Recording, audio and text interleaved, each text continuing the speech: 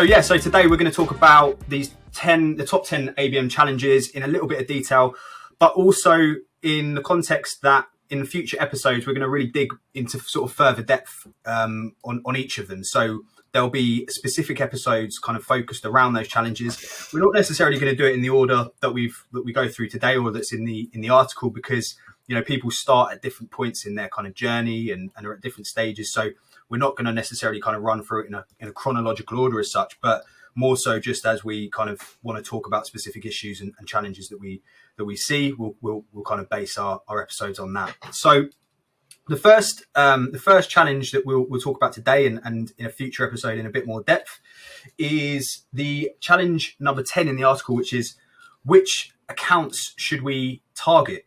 And that I think is something that I certainly have that conversation on a quite a regular basis, probably, more often than not with teams who are first, starting ABM for the first time, looking to potentially kind of roll out a wider program, maybe a one-to-many program, something like that. It's the question of kind of prioritization and certainly prioritization of resources internally as well is something that sort of crops up a lot. How do you think people should approach that? Businesses should approach that. Like, is it something that is it something that is very standardized for every business, or is it something that's kind of contextual depending on where they're at? What do you think on that side of things? Yeah, I think from my perspective and what I see quite often is it is very dependent on the context of the business, because we have some businesses that we work with who have a very clearly defined target market. They know exactly what their product does, who it serves, and who it's best to serve. And in those instances, it's a bit more straightforward because you know that you're going into a market and you're targeting a specific vertical, and you know exactly what the value is that can be offered into that vertical. So for those businesses, it's a little bit more straightforward. There's still kind of caveats and nuances to it, but for those businesses, it's more straightforward. But when you're kind of thinking about an ABM program that's going into, I guess, some of that kind of white space where you're still trying to really figure it out, that's when it does become a little bit more complicated. But really, when you're thinking about account selection in the context of an ABM program, from my perspective, it's about aligning to the objectives. What is it that you actually want to achieve with your ABM program? Do you want to win more enterprise-sized businesses, if that's a target? Do you want to build kind of your footprint within some of your existing accounts? Because there's obviously different remits that you can go after. So it's ultimately about understanding what it is that you're trying to achieve as a broader business objective, and then actually looking at where it makes the most sense to focus your resources. So going through that kind of process of building your ideal customer profile, doing account selection to prioritize and segment your target accounts, and starting to get a really good understanding of what is the value that you're actually going to communicate and who are you going to kind of build a campaign around. The only other thing that I would add to that as well is once you kind of do that, obviously marketing have their preconceptions of who they should go after, who they're best fit for. Sales, they have their own preconceptions as well.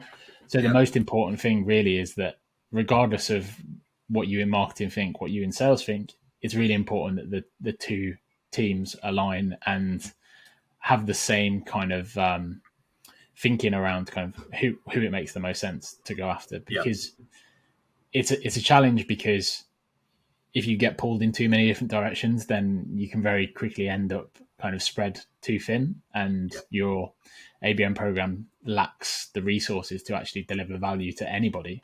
So I would say that as well.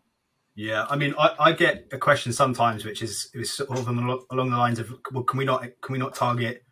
It's not necessarily can we not target everybody. It's can we target a bigger list? Can we target more people, more accounts? And I sort of, the response to some extent is, yeah, sure, you're welcome to. We can, but it's going to require a lot more resource, a lot more budget, a lot more time.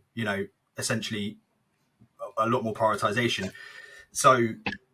Yeah, the answer is yes, you absolutely can. But if you mean, can you do it within the same sort of parameters as what what's been discussed, then probably not. No, there's a reason why we sort of set things at that sort of level, and when we talk about a one-to-many program, we're probably talking at sort of 100 to maybe, a couple of hundred accounts maximum of, I never try and go above 1,000. I think 1,000 is really kind of pushing it into more sort of demand gen territory there. And then, one to few, it's a handful of accounts. It's 10, 15, however many you've got the budget and time internally to sort of focus on. But yeah, it's certainly something that's difficult. But, we'll, in the next episode, or the episode that we kind of focus on, account selection and that side of things, we'll definitely dig into, the how, the sort of process that we follow, the sort of, the kind of the roadmap that we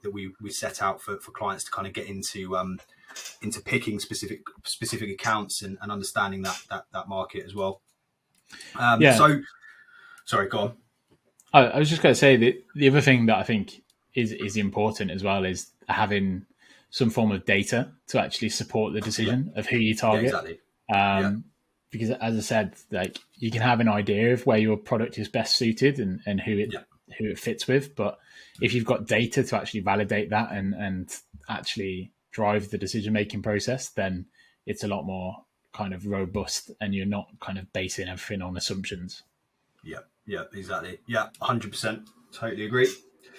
Cool. So the second challenge that we're going to talk about now, and we'll go into more detail on at a later date in another episode, is how to move to an ABM program, like how to pivot to ABM essentially, from another go-to-market strategy, another sort of way of marketing essentially. So particularly, I think you hear teams that have done, maybe demand gen or lead gen or something like that, and aren't, 100% sure of what it takes to kind of make that move over. But I think probably the main thing that I would suggest is that it's not a small thing to do, and I think that's probably is something that clients we work with in businesses don't necessarily always appreciate the scale and the magnitude of doing this. I'm not saying that it's, it depends on where you've come from, right? If you're coming from a demand gen background and you're looking to kind of start a one-to-many program, it's not a huge transition, right? And if your business is sort of bought in on that, but if you're starting at, zero marketing or a little bit of lead gen or influencer marketing or something like that, and you're looking to roll out a huge, blended ABM program, one-to-many, one-to-few, that's going to take some doing. It's going to take some time as well to actually do that. And so that patience that's needed for that sort of setup of an ABM program, I think is absolutely fundamental.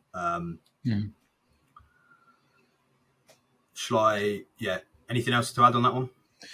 Yeah, I think when you're thinking about how do you pivot to an ABM strategy, it as you said, it really depends on where you're coming from. But the kind of advice that I often give to clients when I'm working with them is that you should think of ABM as part of a broader marketing mix, because quite often if you think that you have to, and it goes back to that silver bullet thing, if you think that ABM is going to completely transform everything you do, then it could get quite painful, because if you put all of your eggs in that single basket and then you actually find that you don't have the resource or something changes in the market and you have to react to that, then it becomes a bit more difficult. Basically, it is finding that balance between what's a big, it is a big change, even if it's not necessarily we're not suggesting that it should be the thing that you put everything onto. We're not saying, in fact, that's the point we're making. We're not saying you should move all of your business and all of your marketing efforts across to an ABM program overnight. That's not going to be effective or successful or even possible, really. What we're saying is there should be a slow, patient transition towards an ABM way of thinking, at the same time as, making sure that other tactics, other channels, other strategies are still in place and supporting that. ABM is not something that operates in silo. It's something that works as part of that wider mix. So I think that's the point that we're trying to make. And this is why we quite often recommend that people who want to go into ABM should start with a pilot program.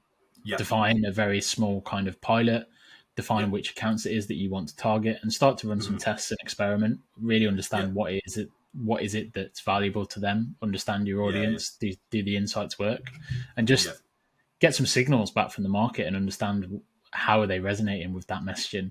And if you start to see kind of this is really making a difference and starting to make an impact, then scale from there. But don't just go from kind of what you're doing today to ABM tomorrow without really considering kind of the implications for your wider marketing. Yeah, absolutely. Yeah, totally agree. So the next challenge that we mentioned in this one is, how do we change the perception of ABM internally in the business? And I think it sort of links to what we were just talking about, really, in regards to this sort of more patient, slow transition. Not trying to rush things and put everything into one. Put all the eggs in the ABM basket straight away, essentially. So I don't think there's a huge amount that you can do necessarily beyond the way that you do the AB, you set out the ABM program, right? I think trying to extol the benefits and virtues of the ABM program before you've set one up to a business who isn't necessarily bought in isn't really the way of going about it. You almost want to, as you say, you start with a pilot program, you start with something small to start demonstrating the results, to then be able to take that kind of business case back, right, and have that conversation. I think people respond better to what's in front of them, what they can see, rather than what they're sort of what people are saying. So I think that would be the main sort of advice I would go with there. But we'll talk about that a little bit more on a future episode as well, I think. Yeah, I think that the only thing that I would add is just making it understandable. Use the same language that your business uses already. That's a good point. Yeah, if you start to come at it with kind of marketing jargon and a load of acronyms that nobody really understands what they mean, then it's only going to serve to make things more difficult when you're asking those questions about, or you're being asked the questions about where the value is.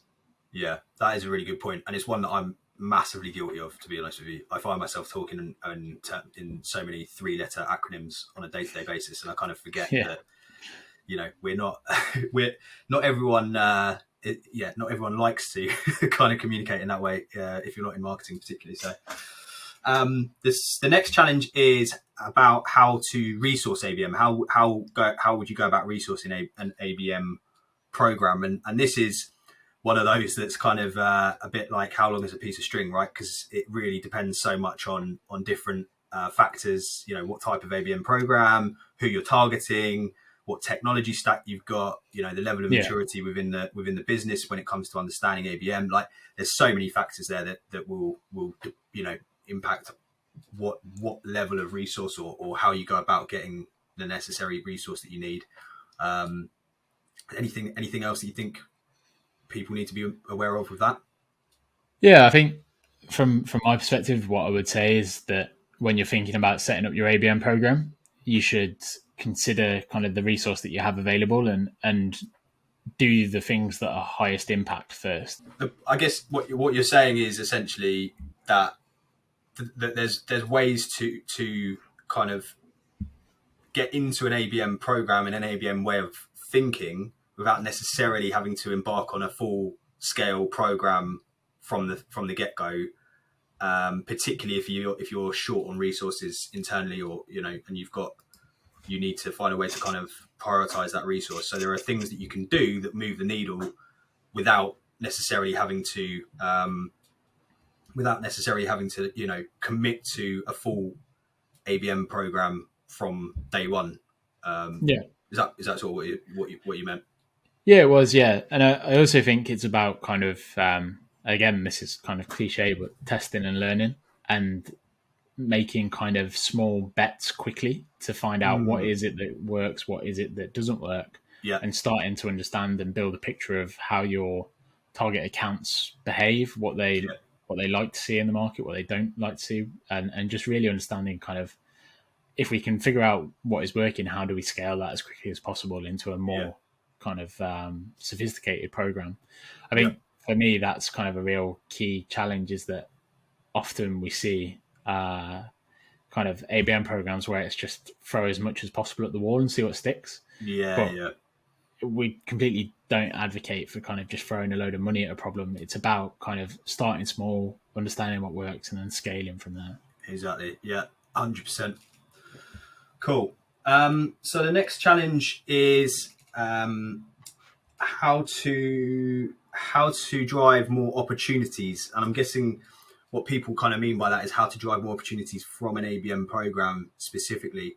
I think this is one that's going to need a lot more discussion in a future episode. I don't think this is something we can answer in a couple of minutes because there's so many different things that we need to kind of touch on there. But what I would say is, the same thing that we kind of, and you'll hear this phrase probably 100 times more over the next few episodes, is sales and marketing alignment. That for me is probably, when it comes to opportunities, when it comes to that kind of the revenue sort of metrics of those 3 R's that we're measuring. I think it's got to be about that sales and marketing alignment, not just in terms of the picking and choosing of the accounts, which we mentioned before, but actually the engagement and the activation of those accounts.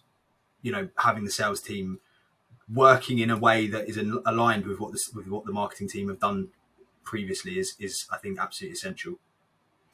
Yeah, and I think it comes down to, again, kind of where you've come from. If you've come from a kind of a lead generation background, like as a marketer working in that kind of function, you're used to kind of hitting MQL quotas and SQL quotas and trying to kind of generate leads that are passed on to sales. Yeah. And then that kind of has the benefit to a marketer of kind of, you get so far and then it's job done, whereas there's still some work to do on the sales side of things. But the reality is that within an ABM program, you have to take those numbers on your own shoulders as well as a marketer, and work in partnership with the sales team and together have a joint number that you're working towards. So it's not just this kind of hand off piece around kind of, we've seen some interest, now go and kind of engage them.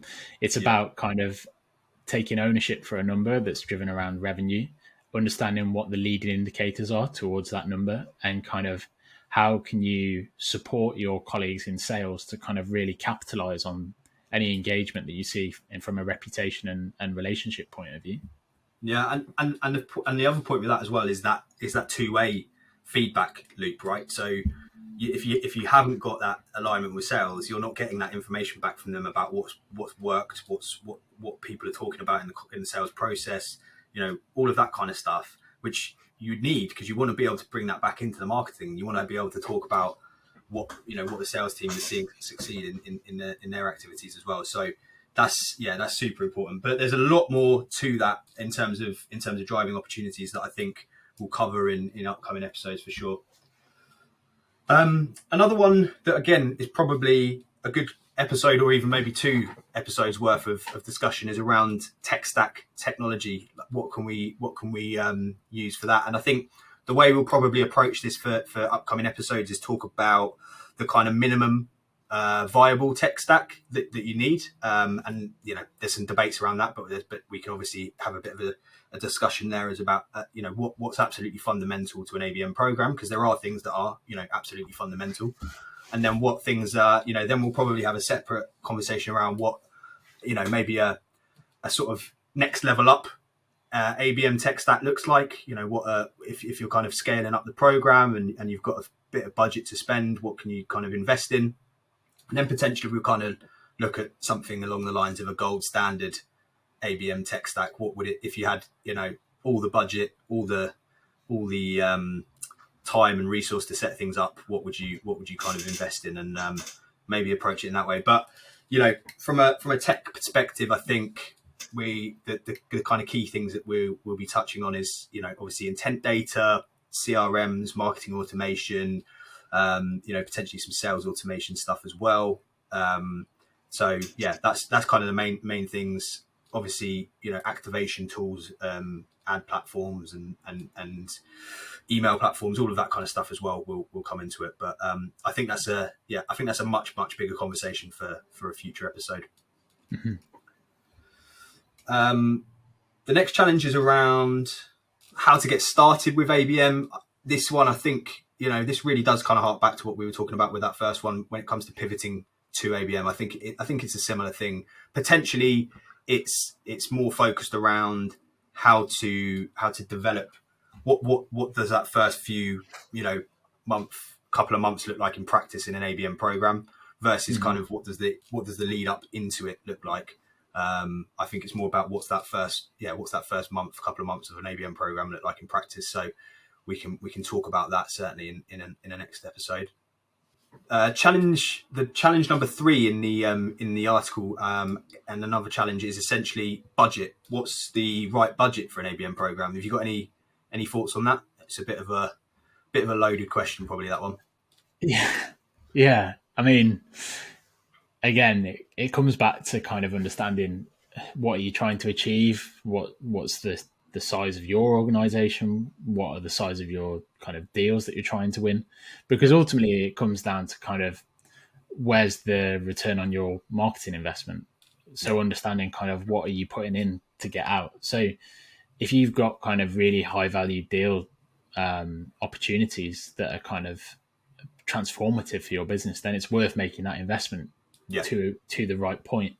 But it's about kind of being smart with that investment and understanding kind of, well, where are the channels that I can see the most kind of return? And obviously you can get into conversations around kind of return on ad spend and that kind of thing. But in terms of what general budget do you need, I think ultimately you have to ask the question of what are your objectives? If it's existing customer strategy, then you've already kind of got a lot of information and intel you can use to start building your pilot.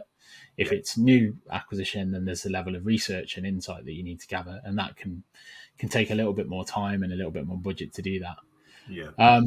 But yeah, ultimately, it really depends on who you're trying to win, what you're trying to achieve, what kind of size of deals that you're going after, and building a view of kind of what that looks like over the next kind of 12, 18 months, 2 years, depending on kind of your sales cycle. Yeah, and I think it's, you mentioned the objectives side of things there. I think that's absolutely pivotal, and I think it's something that we're going to go into a lot more in detail in a future episode, because objective setting is so key to so many aspects of what we're looking at here. It's not just important to the budget, but it's important to your reporting, your KPIs. It's important to the way that your program's being perceived by the business. All of this kind of stuff that we've kind of discussed. So I think it's going to be an important one to cover as a separate episode. That on the point of reporting and ROI, the next challenge is how to measure the success of an ABM program. This is, for me, I mean, I would probably put this as challenge number 1 actually in my list, because this is something that is not it's not an easy thing to do, right? There's so many different tools available. There's so many different data sources. There's so many different ways of thinking about the data and the metrics and the campaigns. So, there are certainly some standardized ways of measuring things that we will talk about, but there's also a lot of nuance within that as well, right? There's so many things that we need to be, thinking about when it comes to specific client use cases, all of that kind of stuff. So when it comes to kind of thinking about how do you measure your ABM program, I think it's also important to understand kind of, well, who's the audience for your reporting? Because on a day-to-day level, what you need to understand is kind of, from a tactical point of view, how much engagement do we have? Who are we reaching? What are they doing? All of that is kind of vital information to understand how your program is making an impact. But ultimately, that's quite in the weeds. And when you're trying to report and measure the success of your ABM program, you're talking at a much higher level, and you want to understand kind of what is the overall impact for the business, and understanding how does it relate back to the value to the business, and being able to align that. So we can obviously go into a lot more detail around this in later episodes, but I think one kind of key point to make is it's about understanding where you are today, taking that kind of view as like a benchmark or a temperature check, and just being able to use the 3 R's to measure reputation, relationships, and revenue, and providing kind of an executive level kind of dashboard or scorecard that really shows the impact that you're having over the course of the program. Yeah, absolutely. Yeah, and I think that we're going to go into the 3Rs a lot throughout this series, because it's certainly the probably the easiest way to be thinking about this stuff. But then there's a lot more kind of within that we'll need to dig into as well. The final challenge is around how to align sales and marketing, which is something we've mentioned numerous times already just in this episode alone. But yeah, it's going to be a question we return to all the time. That how to is the interesting point, because I think we talk about the importance of it. We definitely mentioned that, but the how to actually do it. How do you get that sales buy-in first of all, but also working together as a team? How do you go about that? That's something that I think we've there's lots of different things that we can talk about there. So that's definitely one for a future episode in entirety, I think. Anything that you wanted to mention on that now?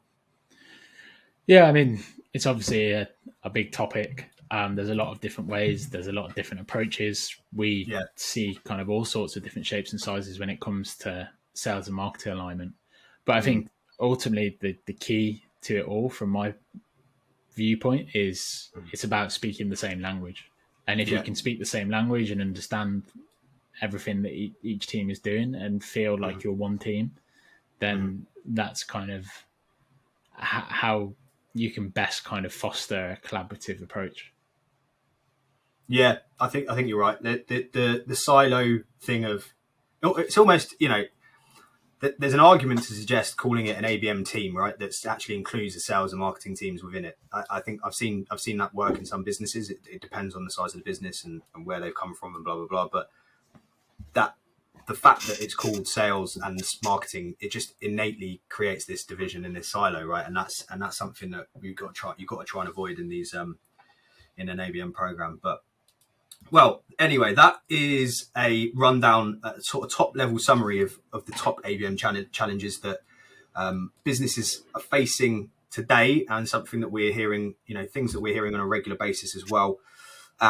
In upcoming episodes, as I mentioned, we'll be talking about some of those in a lot more detail, specifically kind of giving actionable tips and strategies and insights from our work on a sort of day-to-day basis with businesses that we work with as well. Examples sort of from the field to kind of give you some ideas how to maybe approach and solve some of those issues that we've mentioned. So looking forward to talking more about that in upcoming episodes.